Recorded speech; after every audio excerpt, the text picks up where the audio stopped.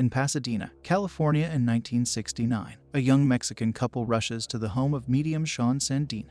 Their son had stolen jewelry from a group of gypsies 3 days prior, and since then has been complaining of seeing and hearing things not of this earth. Sandina tries to help the boy in a seance, but she and the boy's parents can only watch in horror as the boy is thrown from the balcony by an unseen force before being pulled into hell by demonic hands. The spiritualist vows that she will meet this demon again one day. 40 years later, Christine Brown, a loan officer at a local bank, is working in her office and desperately hopes to be promoted to assistant manager. Christine's boss, Mr. Jacks, tells her that the position has come down to her and the new guy, Stu Rubin. He advises her that she needs to demonstrate that she can make tough decisions when she needs to.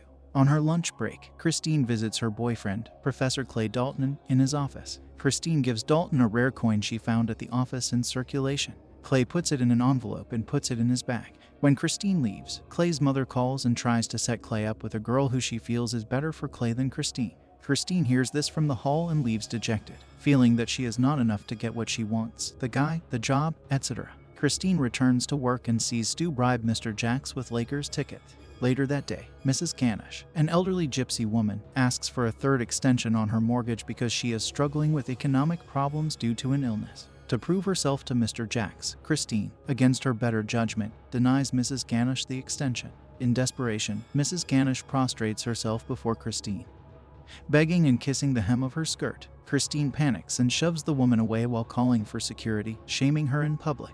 As security guards escort Mrs. Ganesh out, Mr. Jacks compliments Christine on how she handled the situation and implies that if she can close another big loan, the assistant manager position will be hers. Mr. Jacks compliments Christine on how she handled the Ganesh situation. He tells her that she's close to getting the promotion but has to seal the deal on a certain loan that is in limbo at work. Pleased, she walks to her car with her file and some office supplies. She walks out and sees Mrs. Ganesh's car parked across from her own. She gets in her car and Mrs. Ganesh's scarf is blown onto the windshield, freaking Christine out. Christine turns around to follow the scarf and sees Mrs. Ganesh behind her. Mrs. Ganesh attacks and the two fight before Christine is able to lock Ganesh outside of her car. Christine screams, "Ha, I beat you, bitch," before Ganesh breaks the window with a cinder block and drags Christine out. Ganesh takes a button from Christine's coat and mutters an incantation before handing back the button and disappearing. The police arrive to investigate the incident and Clay arrives to drive her home. On the way, Christine hears a strange whispering and decides she wants to get her fortune told. Clay is skeptical as to the legitimacy of the fortune teller and trades jabs with the spiritualist, Ram Dass. Ram says he'll read her fortune for $60. However, during the reading, Ram is greatly disturbed by the mental appearance of the demon, which makes him end the session. He gains Christine's trust by telling her that he knows about the button. Clay drives Christine home and leaves to get something from his office. Alone at home, Christine bakes a cake in her kitchen and plays with her kitten while waiting for Clay. She looks in a cookbook and sees a picture of her winning a dessert contest as a teenager, and she is very overweight. She crumples up the photo and throws it out to continue baking. While still baking, all the lights go out and Christine is left alone in the dark. Her gate starts creaking and she sees a silhouette of a goat's head on the wall, which then throws her into the cabinets, causing minor injuries. Clay arrives home and assumes that Mrs. Ganesh followed them and attacked Christine again. However, when she insists that no one attacked her, they contact a psychologist. After a quick visit from the psychologist, who says that victims of assault often relive past trauma, Christine calms down and they go to bed. She has a very disturbing dream which involves a fly and being attacked by Ganesh. She wakes up screaming, alarming Clay. Christine says it was only a dream and goes to work. At work, Christine is approached by Stu, who wants to learn about the loan guidelines of the branch. As she starts to explain, she has a flash to Ganesh's visit.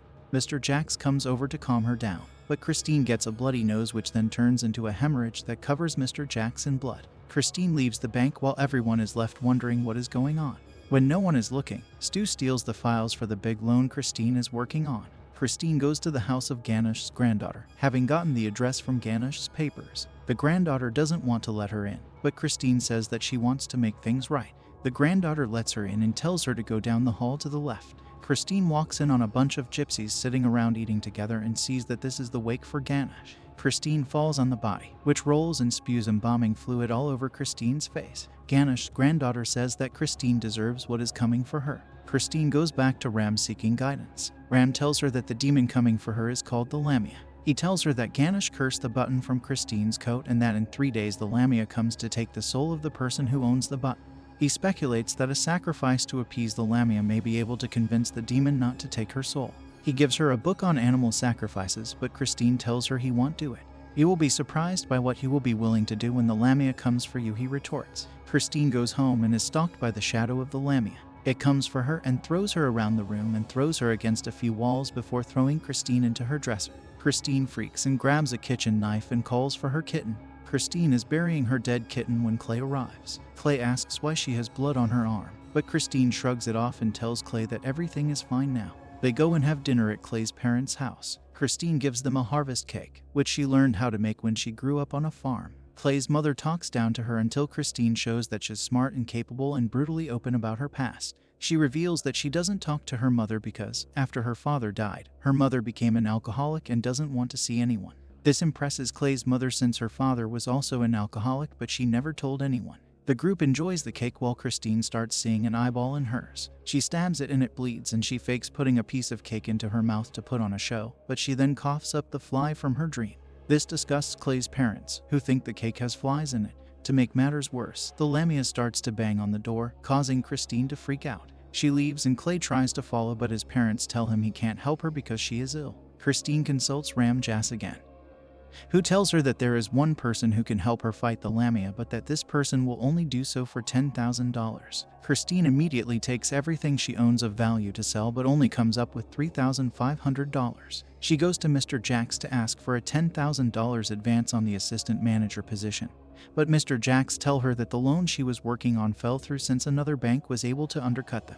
He tells her he will have to investigate and then gives the assistant manager position to Stu. She leaves the office angrily and goes home. Clay arrives to find her eating a pint of ice cream in her kitchen. He tells her that the second he knew he loved her, he swore he'd do anything to protect her, so he paid the $10,000. Clay drives her to the house of Sean Sandina and Christine goes in alone. Sean wants to host a seance to draw the spirit into the physical realm in order to kill it. Sean's assistant brings a goat into the room so that they can force the Lamia into it. Sean tells Christine that once Sean is possessed, Christine must put her hand on the goat to draw the Lamia out. Sean, Ram, Christine, and the assistant begin the seance. They use an incantation to bring it forth but manage to summon a group of lost souls. Sean banishes them before realizing the Lamia is coming. The Lamia possesses Sean and addresses the group. It tells them it will take Christine to hell, where it will feast on her soul. Christine grabs Sean's hand and forces it onto the goat. The Lamia gets angry and starts screaming. The assistant tries to use a machete to kill the Lamia, but the Lamia moves, the machete misses, and the Lamia bites the assistant.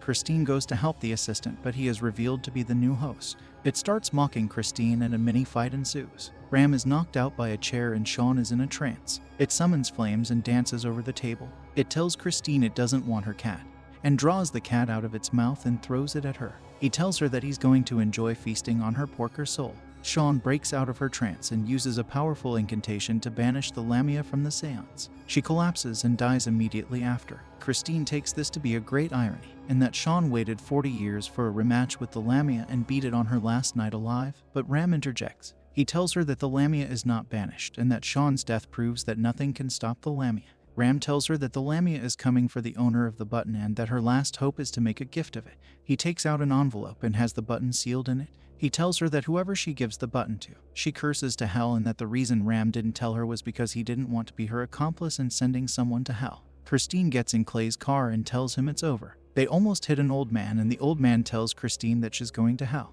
Christine drops the envelope with the button and Clayton's bag opens and spills his papers over her envelope. Christine freaks when she can't find it but grabs the envelope that has a circular shape inside. Clay drops her off at home and tells her to meet him at the train station so they can go to his parents' cabin. She goes to an all-night diner and drinks a ton of caffeine and struggles over whom to give the button to. She calls Stu and tells him to meet her, otherwise she'll tell Mr. Jacks that Stu gave her loan papers to the other bank.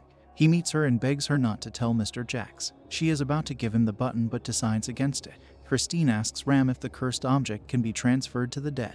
Ram says that while gypsies place good luck wishes on the dead, formal offerings can be made. He tells her yes. Christine drives to the cemetery and digs up Ganesh. She takes the envelope, makes a formal offering, and shoves it down Ganesh's throat. The rain fills the grave with mud and Christine almost drowns, but she makes it through. The next morning, Christine goes to meet Clay at Los Angeles Union Station. They have plans to spend a relaxing weekend in Santa Barbara. She is wearing a beautiful new coat and walks up to Clay. Clay is on the platform checking his ring box, mentally prepping for a proposal. He notes the new coat and asks Christine what happened to her old one. Christine tells him she threw it out, and before she can elaborate, Clay tells her it's unfortunate and gives her the envelope with the button in it. She had dropped it in his car the night before and accidentally picked up a similar one, which contained the rare coin she gave to Clay. Horrified, Christine panics and walks backwards from Clay and falls onto the train tracks. Clay starts yelling for help, and as the train approaches, the ground starts cracking around her. As Clay looks on, demonic arms pull her down and Christine is brutally dragged to hell, screaming to Clay for help.